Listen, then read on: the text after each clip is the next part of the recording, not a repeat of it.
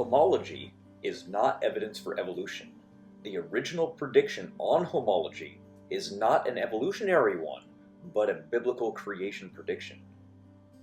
Homology itself is the concept that similar anatomical features portray universal common ancestry. But is that really the case? Today, you are going to learn that it is the exact opposite. So buckle up and get ready to have your mind blown.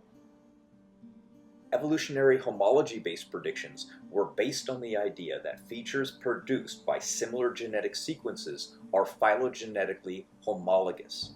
Exceptions to this prediction that the concept of genetic homology cannot be said to be the rule but the exception.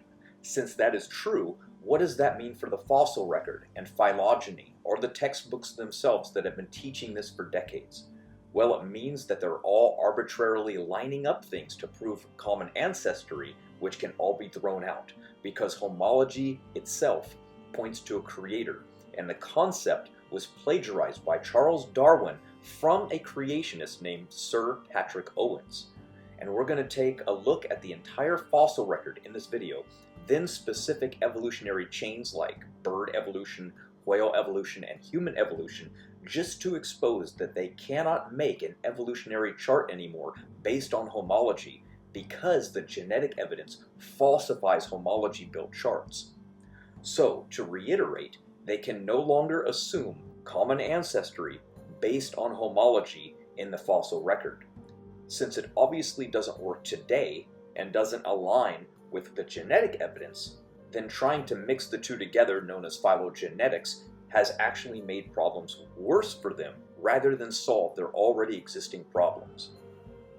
Since the data now confirms that homology and genetic similarity no longer confirm one another, the evolutionary tree of life falls apart. Think about it. If the bones of a human arm evolved from the same precursors as the flipper of a whale and the leg of a dog, as evolution teaches, then we should be able to trace those alleged homologies to the DNA that codes for them. This prediction has failed. So they have fallen back onto a newer concept called convergent evolution to help save the day. But does it actually save them? No. It just hand waves away the entire problem, ignoring the elephant in the room. Take, for example, the gene that controls the mouse eye color, which also happens to control the mouse physical size. But the same gene in a fruit fly that controls the same eye color does not control the fruit fly's size, but rather has a secondary function on the female sex organ morphology. Completely different. Some geneticists thought this knowledge would allow them to find the chemical formula needed to produce an arm, a leg, or other structures. But once biologists acquired a greater understanding of genetics, they found what are labeled as homologous structures in different species often are produced by quite different genes. The biblical creation model predicted functional differences through common design long ago, and that is what we see. A single code from a single designer in all of life. Sonar genes in dolphins match that in bats, yet they share no common ancestor in the remote past. And these are one of the reasons they had to invent convergent evolution as a rescue device. But it doesn't save them when it comes to common ancestry looking at the fossil record, which is constructed using only homology and not genetics. So clearly you can see the problem and the impossible hurdle they need to overcome. So we have no precursor common ancestor to bats, whales, birds, primates, cats, sloth, armadillos, humans. The list literally goes on and on. We only have independent lines of ancestry, not only seen in the fossil record, but genetics as well, just as the Bible describes. And no amount of made-up SpongeBob storytelling will save them from these facts. Only their deep indoctrinated mind or anti-biblical young earth creation stance would even remotely allow somebody to hold onto this pagan lie of evolution theory once they've been exposed to the truth. So let me break this down for you. Pay attention. The reason homology does not match genetics is because evolution is not true. That is why the patterns break down.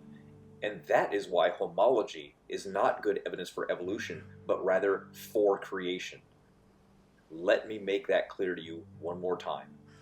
The reason things line up so well via homology is because all life has the same designer, and just as any human designer would use the same base model to branch off of in making new designs, so did God. Since we are created in His image, it makes sense that we would copy these patterns and can find them in nature. So the reason homology makes such a pattern is because this is expected if there was a single creator designing all life, and that is why it was originally a biblical creationist to predict such a pattern of design in nature. And we know that this pattern breaks down when we add genetics to the equation because evolution is not true. Only the pattern of created design with independent lines of ancestry is what we see. There is no convergence going back in time, and only through their cherry picking of particular parts of the genome can they even remotely build evolutionary trees. And in comparing them, they also break down and contradict one another. So in closing, homology, which refers to the similarity in structures between different species, does not align with genetics, which is known as phylogeny. Therefore, if homology and genetics do not agree with one another, then it is falsified, which means it is worthless for evidence for evolution. Plain and simple. This discrepancy shows that the concept of evolution is not true. They cannot make a consistent tree of life even when cherry-picking the data and ignoring others. This falsifies the fossil record and universal common ancestry. What about all the evolutionary charts that are based on the fossil record? Does that not show that homology works and that can be traced back to a single common ancestor for all life? Well, actually no, not at all. And we will use their own charts and diagrams to let them refute themselves here real soon. But first, let me show you a nice little clip that I really enjoyed, and I think you will too. So the question remains open, is homology due to common design or common descent? Because the argument was so central to Darwin's case, his followers eliminated the question by simply redefining the word from simple similarity to meaning similarity due to common ancestry. They baked Darwinism into the definition of the word. Homology now typically means similarity due to common ancestry. It's a clever way to end an argument if you can get away with it, but for anybody paying attention, it's a baldly circular one. Common ancestry because common ancestry. We got a flag on the play, circular reasoning, illegal use of logic, 5-yard penalty, repeat the 4th grade. Oh come on, no serious biologist could possibly make that mistake. Nobody defines homology that way and then uses it as evidence for evolution. Come on, people couldn't possibly be that dumb. The circular argumentation is still regularly used in high school, even college level textbooks, and many a YouTube video. The surprising thing is that many otherwise very smart people didn't realize this. However, more and more people are seeing the problem for what it is. They have done the exact same thing with the geologic layers. You cannot even say the name of a single geologic layer without it portraying some imaginary time period. They have done an amazing job baking Darwinism into the proverbial cake, so to speak. It is in everything, and that is how they swindle it in to everything without making people even notice it. Why do we find some creatures with features of two different kinds? Isn't that a missing link? Actually, the examples of these things are so far and few in between that we can easily place them into their own kind. Think about it. The only examples they really have are Tiktaalik, which has features of a fish and amphibian, the bear dog, which obviously mixes the bear and the dog kind, Archaeopteryx, which mixes reptile and bird, and the famous Lucy, which has ape-like features in human. Take away these few examples, and they're left with the majority of fossils being in stasis. If stasis is the theme, and missing links are the exception, then why would we build the foundation of an entire theory around this rare exception? It should be the norm, don't you think? If they did go by the norm, then they would be left with the creationist model. So it makes sense why they can't. Now that we know that species adapt and change rapidly, how could we have so much stasis over supposed hundreds of millions of years? That wouldn't be possible at all. So, the rare exceptions, like the platypus, are best explained in our model, in that they are their own kind, and have been classified as an ancestor. And evolutionists have taken these rare exceptions and classified them as an ancestor that was once a predecessor of two families. But we don't find any such convergence in the fossils nor in genetics, so why believe it other than storytelling? In his heyday, Sir Richard Owen's name was often spoken in the same breath as Isaac Newton. Today he is fairly unknown. After completing his medical education in 1825, Owen took a post at the Royal College of Surgeons in England. Through his work, he developed extensive knowledge on comparative anatomy and decided to pursue a scientific rather than medical career. Owen's scientific accomplishments are legendary. In addition to his pioneering work at museums and institutions for research and public education, he made key contributions in comparative anatomy and paleontology. Owen brought clarity to the concepts of homology and anatomy, and he used this knowledge of comparative anatomy to describe and interpret a large number of invertebrate and vertebrate fossils. As part of his work, he coined the term that we all know and use today as dinosaur. And he also played a key role in interpreting the first fossil bird, Archaeopteryx. Now, why am I talking so much about Sir Owens?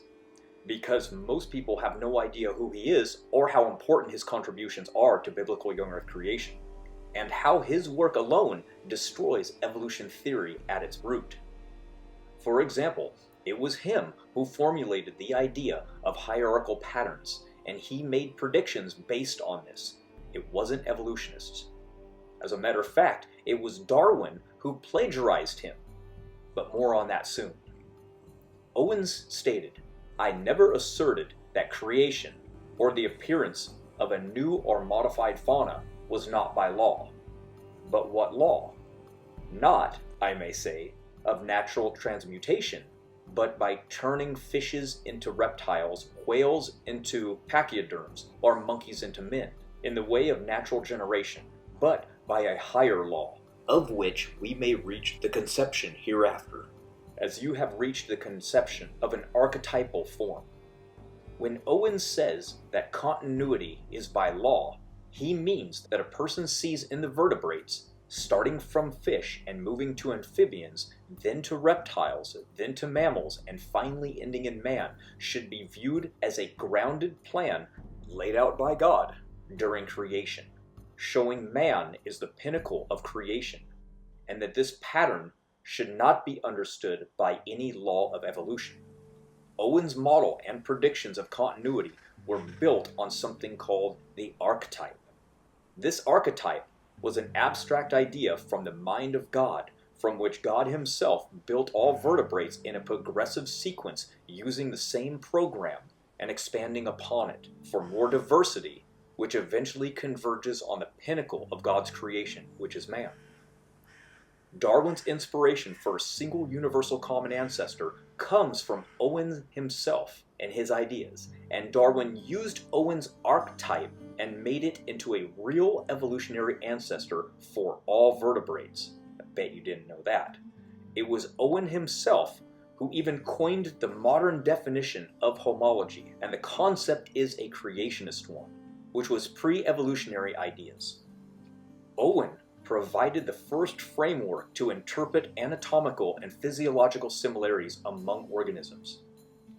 Owen saw these mutual features as manifestations of a common blueprint. He defined the archetype in this way. That ideal, original, or fundamental pattern on which a natural group of animals or system of organs has been constructed, and to modifications of which the various forms of such animals or organs may be referred. So once again, we have a biblical young earth creationist predictions before the evolutionary predictions were even made. And like typical, they took it and use it now for evidence of evolution, and swindle it to support them. But the fact is, the evidence and predictions came from biblical creationists. We've unearthed millions of fossils around the world. So with all this evidence, so to speak, it's clear that the fossil record proves evolution, right?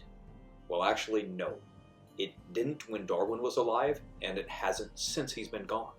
In fact, Chucky D himself knew this when he wrote the following: "Geology assuredly does not reveal any such finely graduated organic chain, and this perhaps is the most obvious and gravest objection which can be urged against my theory.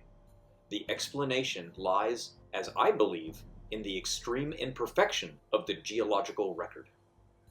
Okay, but surely after all this time since Darwin, digging and discovering fossil after fossil, we have a much more perfect geological record that supports evolution, right? Nope, not even close. Listen to how two renowned evolutionary biologists summarized this truth.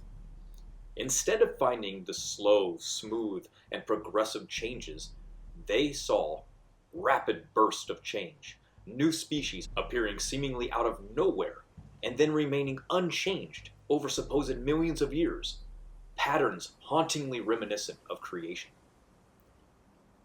The fossil record doesn't show gradual change, and every paleontologist has known that ever since Cuvier, or however you're supposed to pronounce that.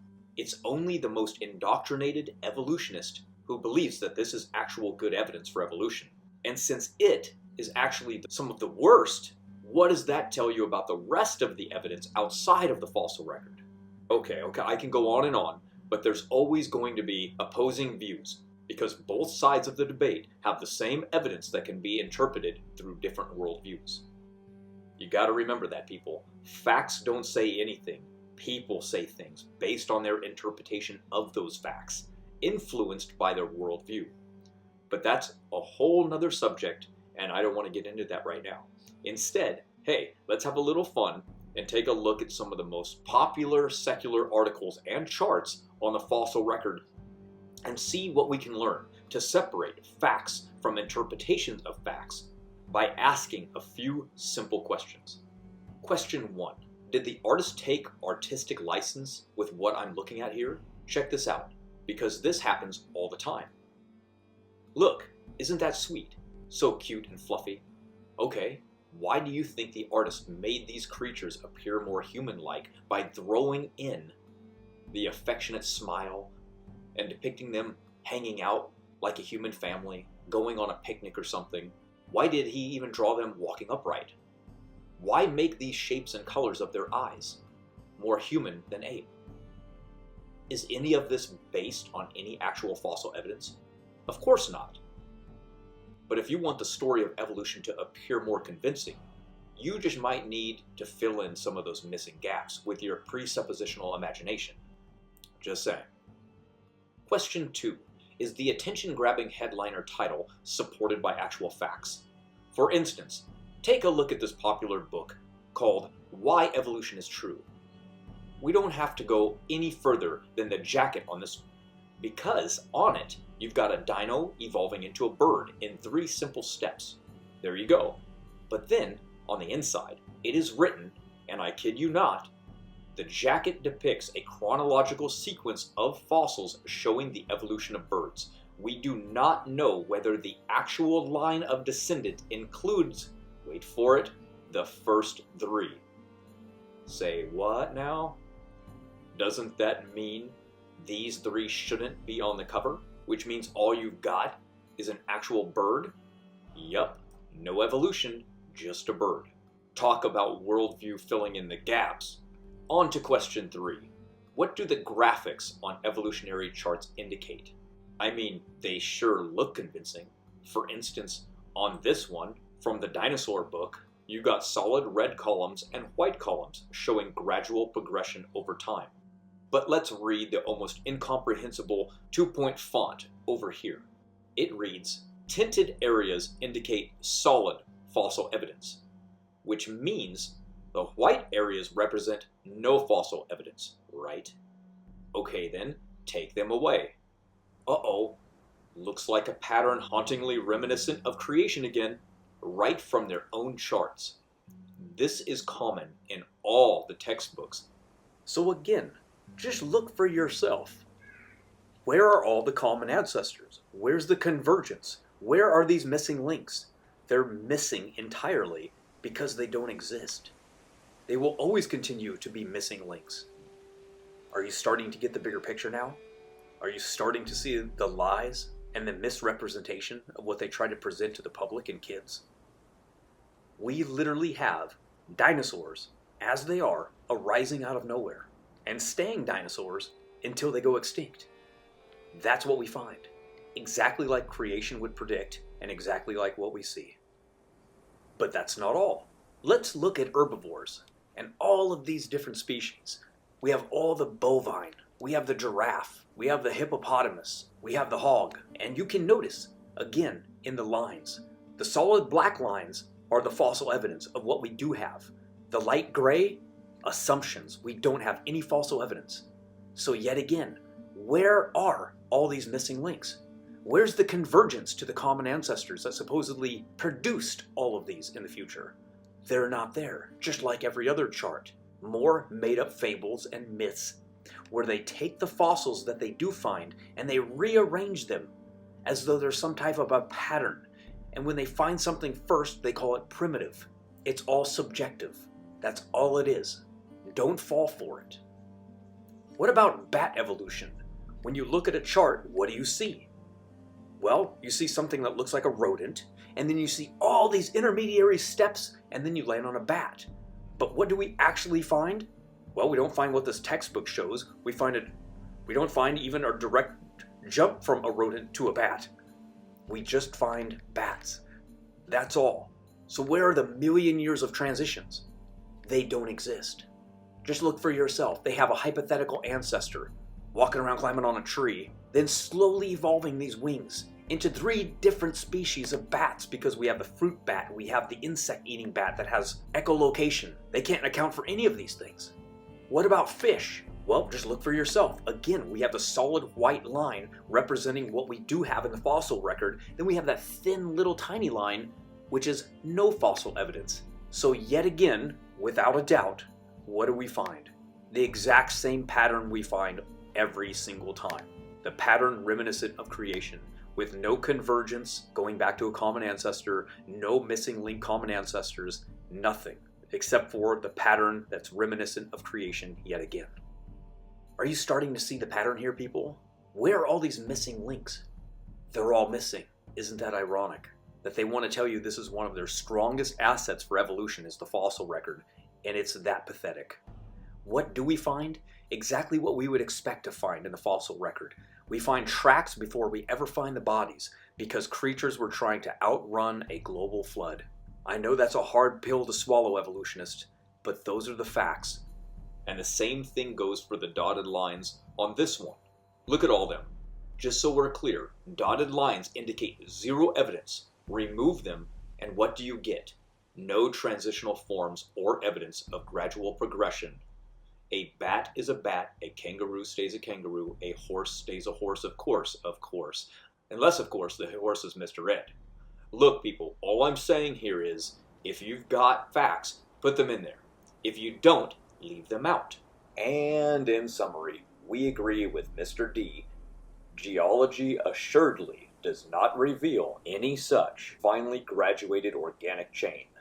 Not then, not now, not ever. We have all been conned, everyone.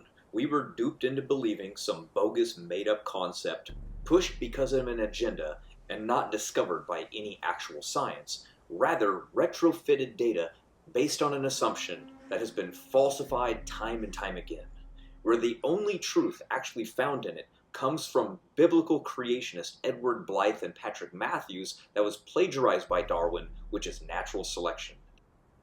But I just don't understand. Why didn't God get creative and make us super unique? Like Yoda or something. It wouldn't matter anyway, because even then, evolutionists would just say that Yoda evolved as well.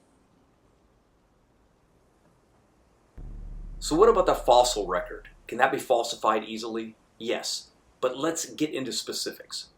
Darwin predicted slow, gradual evolution over vast amounts of time, which became known as Darwinian gradualism. There should be no exceptions to this, since hundreds of millions of years are supposedly visible through these geologic layers representing large epochs of time. This prediction set the groundwork and foundation for the theory that is so popular today. So clearly, His prediction was correct for so many to believe it, right? I mean, there shouldn't even be a single out-of-place fossil if evolution is true. So let's test that theory and find out the truth, shall we? And right out the gate, we have organisms arising out of nowhere, fully formed, with no evolutionary precursor ancestor anywhere to be found. These are so common that they even have a name for them, and this is known as a ghost lineage, in which there is no fossil evidence prior. This is followed by yet again another complete contradiction, which is known as stasis. This is an oxymoron, by the way, evolutionary meaning change, and stasis meaning no change. And this is where we get the term living fossils. It's just another total falsification and failure of the evolutionary theory. And stasis in the fossil record isn't even rare. It's not the exception, it's what we mostly find. Followed by yet again another complete contradiction, a Lazarus taxon. This comes from the biblical figure Lazarus.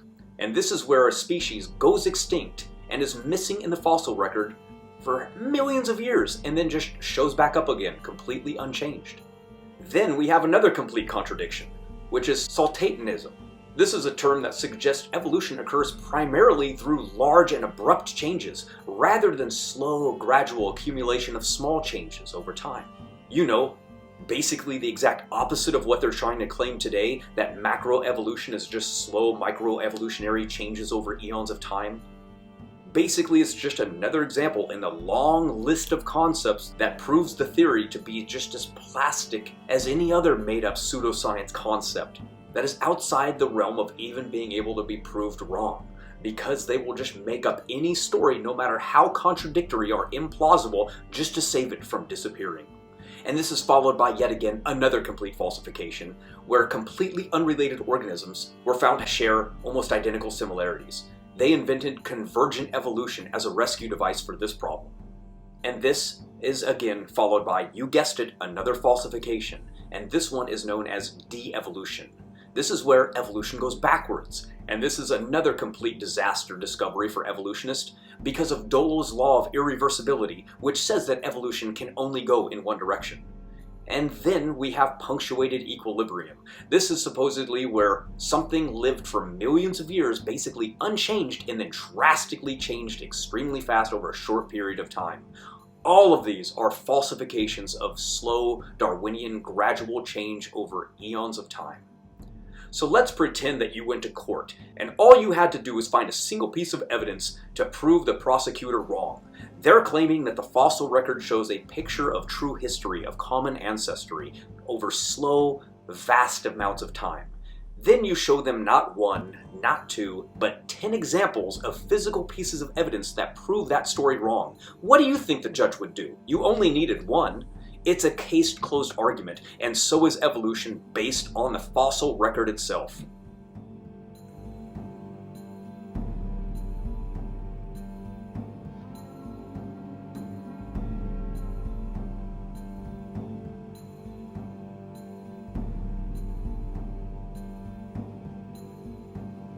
I hope you enjoyed this video. Please make sure to hit that like button. It really does help. This is Matt Man. Until next time.